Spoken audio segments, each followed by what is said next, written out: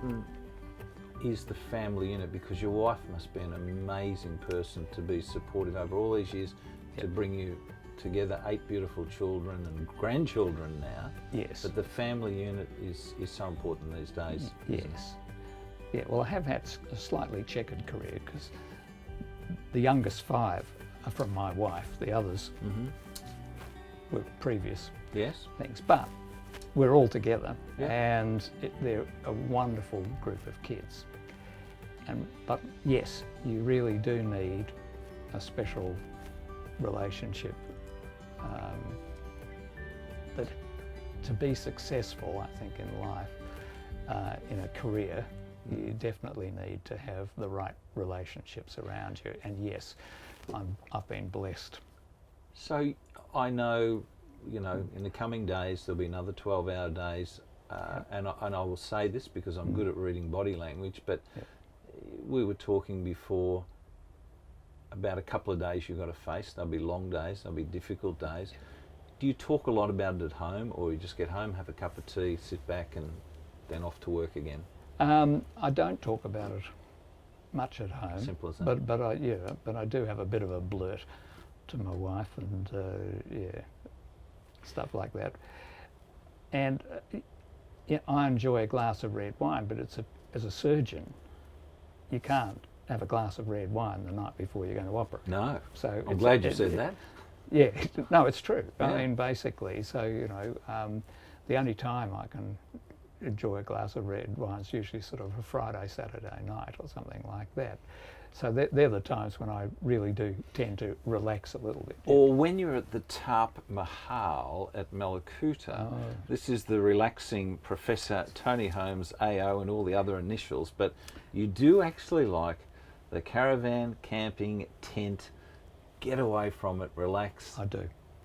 That to me is the best holiday ever. I like hiking. Kite surfing? Well, I was a windsurfer for years, and then I just couldn't stand watching all these young guys enjoying it. So at 65, I took up kite surfing. And and that was great, and I love that, and I still do it, and it keeps you fit. But the family, and now you make a point of it. It's not, I'm not going to do it each year. It's set up the campsite. Not only the children, but you're blessed with grandchildren now. They arrive. Yep. And they're people from all walks of life. So here you are, a world-leading surgeon, but the person next door, who knows what he or she does? It doesn't matter. I'm just Tony down there, but I can assure you that where we go camping, there are top lawyers, judges, top doctors. They're side by side with tradies, everything like that. We're all equal camping. Smelling the roses. Smelling the roses. I love it. There's a mindset about people with their caravans or their motorhomes that you just meet good people. I think so. I think people who enjoy getting out and camping are usually good people. My wife and I are pretty fanatic hikers. We do serious hiking, which we've been doing for years, and the sort of people we meet doing that are wonderful people as well. 60 hours a week still, and it doesn't look like there's going to be any retirement factor, but you have made a policy that you get away, and I've heard about Malakuta and the Taj Mahal, not the Taj Mahal, but the Taj Mahal. What's that about? Well, when we started camping, there was just a small number of kids, and we ended up going to Malakuta by accident. We're on our way to Merimbula, actually. Oh, and, everybody went to Merimbula? Yeah, we went to Merimbula. And my wife Caroline said, I've never been to Malakuta, and let's just go there. And we went. And the first thing I did was bump into a friend, a surgeon. Oh. And he said, how did you find me, sort of thing. Oh. Like, this is our secret spot. So don't tell anybody. Don't tell anybody and everything. And we were going for a couple of days. We stayed for a week. We were down at their campsite on the lakefront every night. We were in a motel. Down on every night. Did you just do that? And by the end of that week, I booked a site. And this is 30 years ago? It was, yeah, over 30 years ago. And over 30 years ago. And so now it's the children and the grandchildren. It's the children, the grandchildren, and friends that we've talked about come, all the people from Geelong, everywhere. And we don't miss Malakuta. All our kids have grown up together. We've almost grown up together as well. And the friendships and the strengths have built up. But of course, as it got bigger, we were in tents, and then we hired a caravan, you know, for on site. The big thing in those days. Oh, it was a big thing then. And then eventually, a few years ago, I bought a retro for $3,000, the Franklin Arrow 20-footer with the lime green Laminex. And that's the mothership, but all the satellites are the tents. But then we needed protection.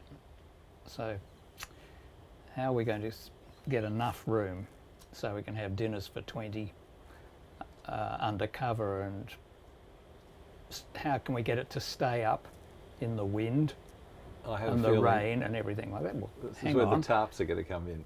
Oh yes, so the tarp was obviously the way, but how can you get a tarp that's a big enough tarp that can cope with the wind? Well, this is where the windsurfing comes in, you see, because the windsurfing masts are fiberglass, and they're roughly 5 metres long. So, and they're flexible. So I'm thinking, great, okay, carbon or fiberglass ones. We can put a couple together, couple up, put on stays, but have the whole thing that can move with the wind depending on the storms and everything. What's special about it? Well, what's special about it is the kids want to do it every year. Like they won't, Malakuta is not allowed to stop. The kids won't let us stop. They want to go. We want to go. We relax there more than anything. It is also, we've moved up in the real estates. The longer you live there or go there, then eventually you can get the sites you really want. And we've got sites overlooking Bass Strait and Gabo Island and up the inlet that are just fantastic. So it's perfect for us, but it's sort of a tradition as well, a family tradition. And I think once you've got that, and our kids, they have every intention of taking their kids there, continuing the tradition, because it's a psychological thing as well, and the friendships that we've made are lasting, and other people are doing the same sort of thing. And probably the young ones would be off the screen time from those ever-ending phones and computers. They'd be out there having a swim, or doing something, and absolutely talking to people rather than sitting talking inside. and we have concerts, so even the kids have to play and sing. I know you don't like talking about Tony, no. But I've got to congratulate you on your Order of Australia, because I respect anyone who has gone above and beyond, which you have in so many areas. You've had lots of awards. Is there one that stands out, your AO? Oh, I think so, yes. I mean, I was pretty chuffed to get that, and certainly didn't expect it. That was a huge surprise. You get the letter 3 months out and you can't tell anybody? Yes, 2 months, yes, and you can't tell anybody. And then you're trying to work out how it actually happened. Yeah. Because you can't actually find it out. There has to be a nominator, and then there has to be a minimum of 3 referees who have to remain silent. That's exactly right. And then I like to work things out, so I realised there had to be a common link somewhere. They had to get the information from somewhere. And I would say Mrs. Holmes would have been a pretty good starting point, and then someone at the hospital. Something like that. So I had to lean on them a bit, and then I worked out how it all came about. 2018, was it Queen's birthday or Australia Day? Australia Day. And I wasn't down at Malakuta, No. but I was at Waratah Bay. It's special, isn't it, when you go to Government House for the handing over, and It was. you sit in a long room with lots of people. Yes, well, it hadn't been before, and yes, it was interesting. You and called I really out. enjoyed it. And- I loved it. And Tony, it seriously is an honour. Obviously, the Australian honours, there's lots within it. There's an OAM, an AM, an AO, an AC, the various ones. But Yeah. to receive an AO in recognition of what you've done, I don't want you to be humble, but has there been an absolute highlight, whether it's been a patient, an operation, or circumstances? I think probably the highlight, well, there's been a lot of highlights, I think, but the twins were certainly a highlight surgically because of the huge team effort and what it meant to the Children's Hospital. I think that was a highlight.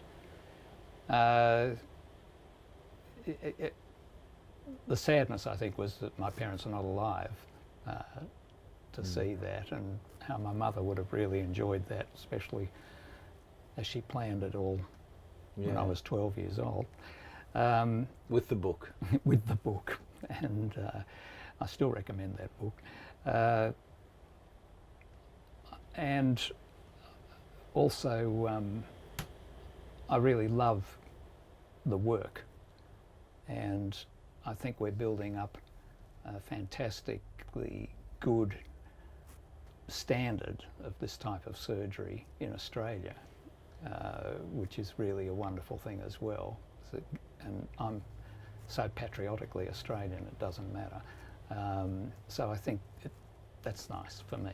Yeah, it's hard to put that into words. Well, we're lucky to have someone like you, Tony, because what you've done throughout the career, from getting that book at 12 years of age to progressing through all the studies, all the international experiences. We haven't touched a lot on America, but if people want to go through your CV, it goes on and on and on, and every single paragraph of it is an achievement. You're quite a remarkable person. I loved being privileged to be at a presentation you were doing where, as I said, you talk about the team. And the people in your life are lucky to have been in your life, and you're, I will say it, lucky to have been a part of their life. Absolutely, absolutely. And I'm just very fortunate to have 8 wonderful children and an ever-growing family. Continued success, luck, health and happiness. And Professor Tony Holmes AO, it's been wonderful. Thanks, David. As an innovator, you're right up there at the top. It's been a pleasure talking to you. Thank you very much. All the best. Tony, I've got to sign off as a typical radio person by saying, Of course, Dave. Alexa, please play Sonny Terry, Walk On. Yes. Walk On by Sonny Terry and Brownie McGee, starting now on Amazon Music. Let's go.